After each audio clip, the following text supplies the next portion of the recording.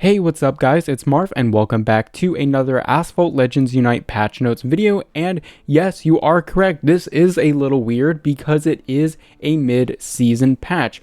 But even though this is a mini patch, there are some big changes. So before we get into the changes, I'm going to go over some of the new features, and before that, of course, you're all waiting to see some of the kind of new cars, so let's go over them right now. Alrighty, so starting with the, bear with me for a second, the Automobili Pininfarina Batista Edizione Farina.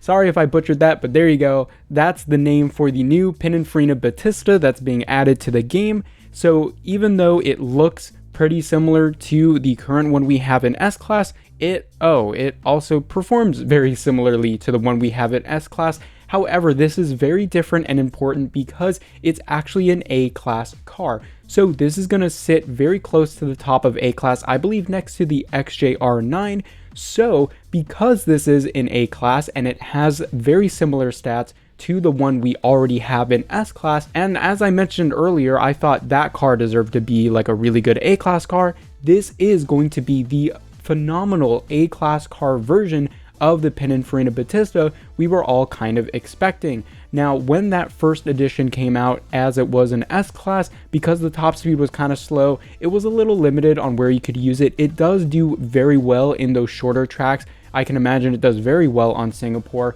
but especially if you're in that S-Class division playing in the Legend League, you're just really not going to have a chance against a Yesco or a Venom or whatever it is, just because the top speed is so limited. With that being said, now that this car is in A-Class, it's going to be incredible. So I can imagine, especially for multiplayer, because the acceleration is well past 88, it's going to be insane, and it matches the average top speed of other A-Class cars as well. So I would definitely recommend getting your hands on this car if you can, because it's going to be one of the best A-Class cars, especially in multiplayer. Next up, we have, thankfully, a shorter name. We have the Rimac Nevera Time Attack Edition.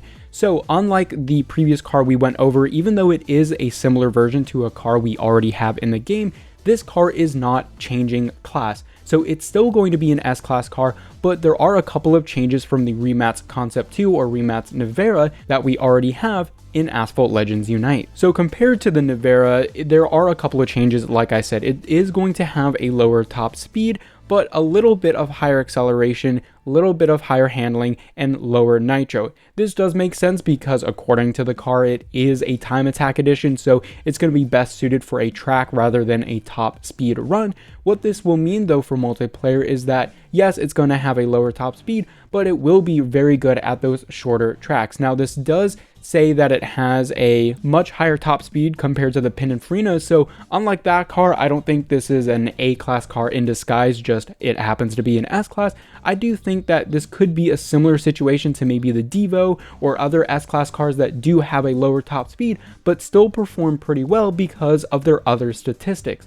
So I think this will be a good car for multiplayer, but it's not going to be a king or anything like that. Alright, so let's talk about some of the feature updates because they are pretty substantial. Firstly, the daily goals button is returning. If you guys don't remember from Asphalt 9, there was a button in the top section of the main menu that would instantly put you to your daily goals. However, that was moved to a separate sub-menu in the current version of Asphalt Legends Unite, but that daily goals button is coming back. Next up, this is actually really massive. They are adding increased options for graphics settings across devices. So even if you're on iOS or Android, you will now have access to many more graphics options. I do have some special screenshots that GameLoft sent me. I'll leave those for you guys in the video now so you can take a look. This is incredible because especially on iOS, you really had no control over your graphics settings. On my iPhone 16 Pro Max, I did have the option to go from balanced to performance, but that didn't really seem to be much of a difference. And on my iPhone 12 Pro Max, I didn't have any options at all. And because I was lagging so much in this game, that's actually what made me upgrade to the new iPhone. So yeah, even though this sort of makes it that I didn't really need to get the new iPhone, I don't really care because it means I can now customize even more on the current iPhone and I can push the graphics hopefully even more than I would have been able to obviously on my older phone. So regardless of what device you're on, this should be a very welcome change. If you've had performance issues and you haven't played the game in a while, definitely check out the graphics options when the update hits. Maybe try to adjust them, maybe lower the resolution, lower the impact on the graphics. Maybe that'll help you out, get you some more frames per second, stop some hitching and lags. That would be awesome. So this is a really massive change and I'm really excited for it. Next up, the Unite Fund Collector Stage 1 will be available on Nintendo Switch, and the Black Friday is getting a little bit of a season change. So the event lineup is changing slightly. The Maserati MC20 will be swapped out for the Lamborghini Invincible for the Unite Pass car hunt. Now lastly, but certainly not least, we have a big change coming to multiplayer.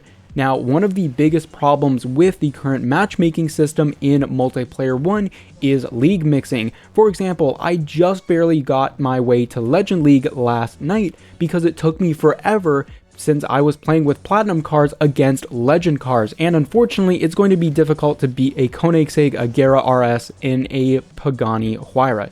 Hopefully that will become less of an issue after this update because they are making changes to league mixing and they'll try to prevent a lot of it in the future. Now, again, they don't give specifics, which is really unfortunate, and they still say that it could happen because they don't want the queue times to be super massive, which I do understand in some respects, but at least they are acknowledging the problem and they are making an effort to change it.